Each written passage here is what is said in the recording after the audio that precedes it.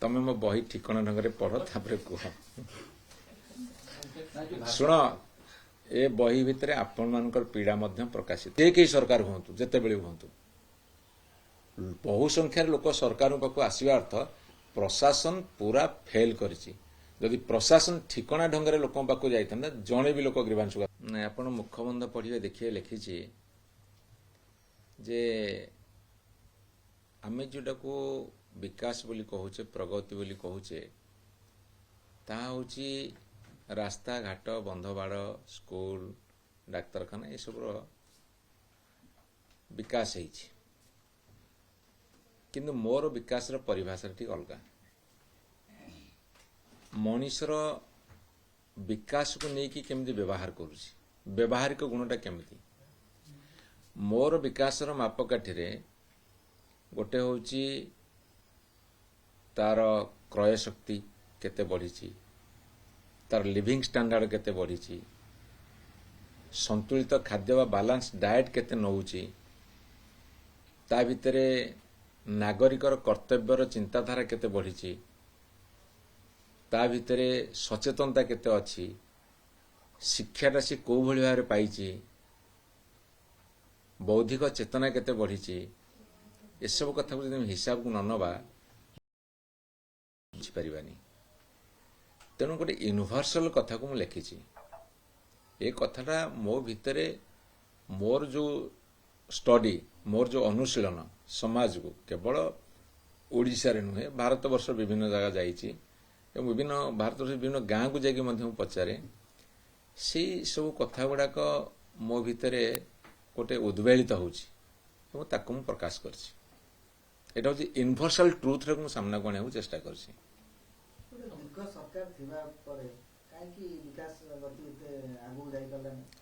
ମୁଁ ଆପଣଙ୍କୁ କହିସାରିଛି, ବିକାଶ ରାସ୍ତାଘାଟ, ବନ୍ଧବାଡ଼, ସ୍କୁଲ କଲେଜର ବିକାଶ ହେଇଛି, ସେଇଟା ମୋ ଲେଖାରେ ବି ଅଛି।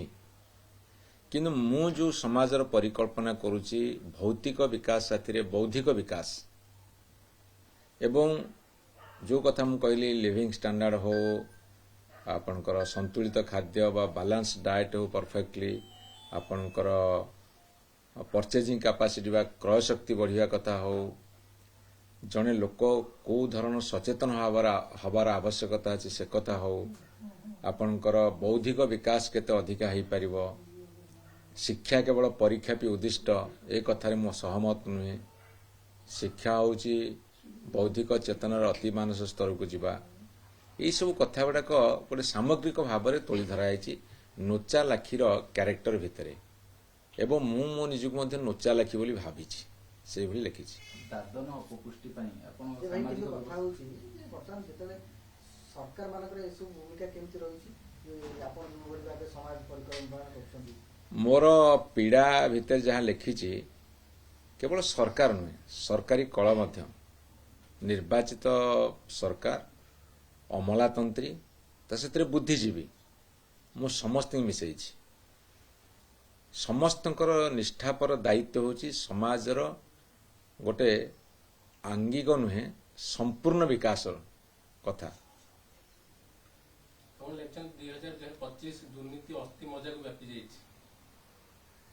ମୁଁ ଲେଖିଛି ଭାରତବର୍ଷ କଥାକୁ ନେଇକି।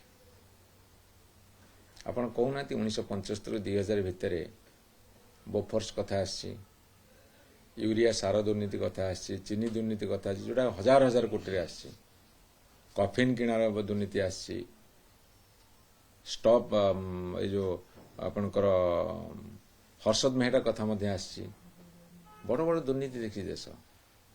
ଆପଣଙ୍କୁ ମୁଁ ଗୋଟେ ଖାଲି କଥା କହୁଛି, ଆପଣମାନେ 1975 ମସିହା ପୂର୍ବରୁ ଦେଶ ସ୍ୱାଧୀନ ଆଉ ଗଣତାନ୍ତ୍ରିକ ପଦ୍ଧତି ଶାସନର 25 ବର୍ଷ ଭିତରେ ଯଦି କୌଣସି ଏକ ସରକାରୀ ଅଫିସକୁ ଯାଉଥିଲେ, ତାହେଲେ ଆପଣ ଯଦି କିଏ ଗୋଟେ ଭୁଲ କାମ କରୁଥିଲା ବା ଦୁର୍ନୀତିଖୋର ଲୋକ ଥିଲା, ଲୋକ କହୁଥିଲେ ସେଇ ଲୋକଟା ଏଇଠି ଗୋଟେ ଭଲ ଲୋକ ବସିନି। ଏବେ ଆପଣ ଅଫିସ ଗୁଡ଼ା ଗଲେ ଦେଖିବେ, ନାଇଁ ସେଇ ଲୋକଟା ଭଲ ଲୋକ, ତା ପାଖରେ କାମ ହବ। ଓଲଟି ଗଲା। ଆଜି ଆପଣ ଦେଖିବେ ମନ୍ତ୍ରୀ ଏମଏଲଏ ହେବେ କି କୋଉଠି କୌଣସି ନିର୍ବାଚିତ ପ୍ରତିନିଧି ହେବେ, ମୁଁ ସମସ୍ତଙ୍କୁ ଗୋଟେ ବ୍ରାକେଟ ଭିତରେ ରଖୁନି, ଏବେ ଦେଖିବେ ସାଧାରଣ ଲୋକଙ୍କ ଭିତରେ ଚିନ୍ତା ଅଛି 7 ପୁରୁଷ ବି 14 ପୁରୁଷ ମାନେ ରଖିଦେଇଛନ୍ତି, ତା ଭିତରେ ଭଲ ଲୋକମାନେ ମଧ୍ୟ ବଳି ପଡ଼ୁଛନ୍ତି। କାହିଁକି କାହିଁକି ଆମ ଭିତରେ ଚେତନା ଆସୁଛି, ଆମ ଭିତରେ ସେଭଳି ଗୋଟେ ମାନେ ଆସୁନି ଯେ ପଇସା ନଥିଲେ ରାଜନୀତି କରିହେବନି? ଏଇଟା କ'ଣ ସତ ନୁହେଁ? ଆପଣମାନଙ୍କ ମନ ଭିତରେ ସେ ପ୍ରଶ୍ନ ନାହିଁ, ପଇସା ନଥିଲେ ରାଜନୀତି କରିହେବନି? ତାହେଲେ କୋଉ ପରିସ୍ଥିତିକୁ ଆମେ ଯାଇଛେ? ଏଇଟା ଗୋଟେ ୟୁନିଭର୍ସାଲ କଥା। ଲୋକଙ୍କ ଚିନ୍ତାରେ ବର୍ତ୍ତମାନ ବହୁତ ଲୋକଙ୍କର ଇଚ୍ଛା ଅଛି, ମୁଁ ରାଜନୀତିଟା ହେଉଛି ସମାଜସେବା।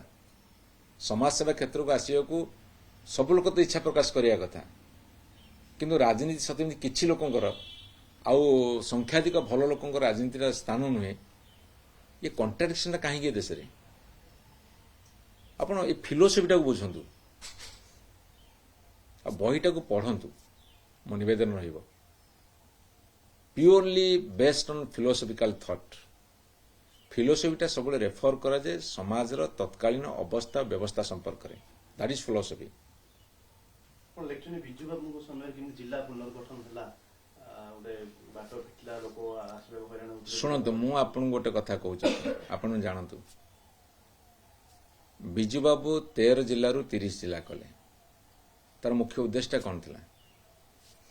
ପ୍ରଶାସନ ଲୋକଙ୍କ ଦ୍ୱାର ଦେଶରେ ପହଞ୍ଚିବ। ପିଢ଼ାରେ ବି ଲେଖା ହେଇଛି, administration at the door step of people. ଆମେ ଖୁସି ହଉଛେ ଯଦି ହଜାର ହଜାର ସଂଖ୍ୟାରେ ଆମ ପାଖକୁ ଗ୍ରିଭାନ୍ସ ଲୋକ ଆସୁଛନ୍ତି, ଆମେ ଖୁସି ହଉଛେ।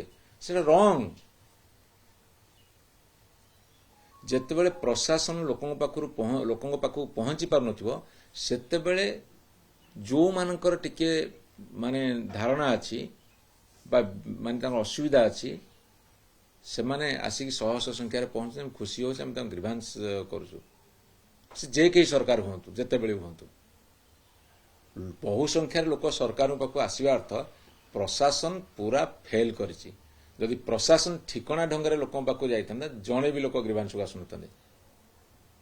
ଏ ଚେତନା କେତେ ଜଣଙ୍କ ଭିତରେ ଅଛି? କେତେ ଜଣ ନିର୍ବାଚିତ ପ୍ରତିନିଧି ଭିତରେ ଅଛି? କେତେ ଜଣ ପ୍ରଶାସନିକ ଅଧିକାର ପାଖରେ ଅଛି? ମତେ କୁହ। କଣଟେ ଭୁଲଟେ ଲେଖିଲି?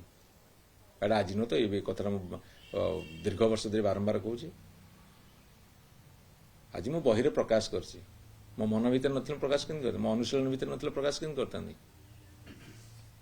କିନ୍ତୁ ଏଇଠି ଗୋଟେ ପ୍ରଶ୍ନ ଆସୁଛି, ଯେତେବେଳେ ଆପଣଙ୍କର ସରକାର ଥିଲା, ଆପଣଙ୍କ ହାତରେ ମଧ୍ୟ କ୍ଷମତା ଥିଲା। ଆପଣ ସରକାର କାହିଁକି କହୁଛନ୍ତି? ଗୋଟେ ବ୍ୟବସ୍ଥା କଥା ମୁଁ କହୁଛି, ମୋର ଅନୁଶୀଳନ କଥା କହୁଛି। ମୁଁ ନୋଚାଲାଖି ହେଇଛି ବୋଲି କହୁଛି। ମୁଁ ନୋଚାଲାଖି, ଆପଣ ବି ଜଣେ ଜଣେ ନୋଚାଲାଖି।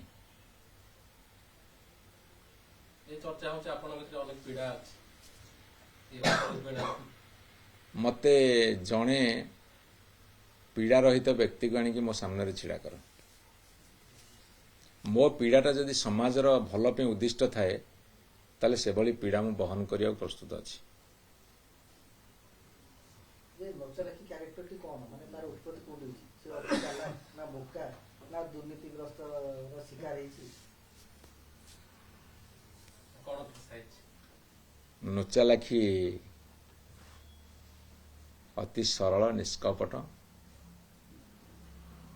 ଶିକ୍ଷା ଦୀକ୍ଷା ତା ବିଶେଷ ନାହିଁ, ଖଟିଲେ ଖାଏ, ତାର ଏତେ ଧ୍ୟାନ ଧାରଣା ନାହିଁ ଏ ବ୍ୟବସ୍ଥାଟା କ'ଣ। ଆଉ ଯେତେବେଳେ ତାର ଆଂଶିକ ଧ୍ୟାନ ଧାରଣା ହେଲା, ପ୍ରଶ୍ନ ପଚାରି ଆରମ୍ଭ କଲା, ସେତେବେଳେ ସେ ବିପଦର ସମ୍ମୁଖୀନ ହେଲା।